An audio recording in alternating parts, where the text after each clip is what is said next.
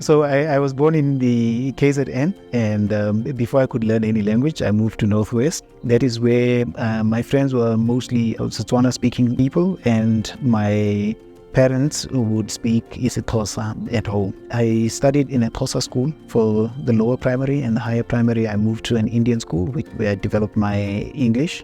And after high school, I moved to the Northwest, and that's where I developed my Afrikaans. My knowledge of these three primary languages allows me to hold a conversation with the Sesotho-speaking people, and the Sepedi-speaking people, and the Sizulu-speaking people. If we look at what Nelson Mandela said, he says you speak to a person in a language they understand, it goes to his head. But if you speak to a person in his own home language, then it goes to his heart. I often get they tend to be more engaged when you speak to them in their own specific languages. So being able to speak different languages allows people to be more engaged in whatever discussion we are having. What often happens is even if as a small thing such as a greeting like Dumelang, Goeiemôre, Sanbonang, that actually grabs the interest of the person to communicate with you. So that's how multilingualism helps me.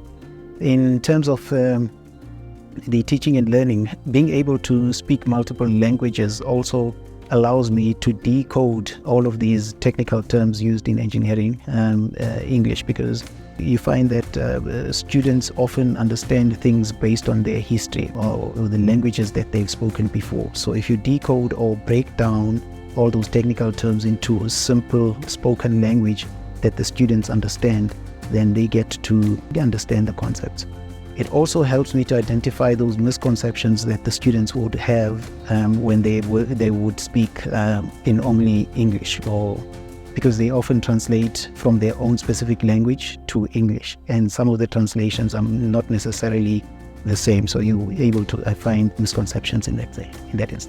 Ndiyazazi ukuba ndingubani, kwaye ndiyayazi ukuba ndisuka phi, obunzima ndikhe ndadibana nabo. Iyo loo nto ndingafuni abafundi, okanye iyo loo nto ndifuna ukuba abafundi baphumelele ngaphandle kokulahlekelwa ngamasiko abo nezithethe zabo. The Northwest University allows me to do this, especially when we look at their language policy. The language policy approaches an additive multilingual approach, which means that we try to develop the students' industry language without the student losing their home languages.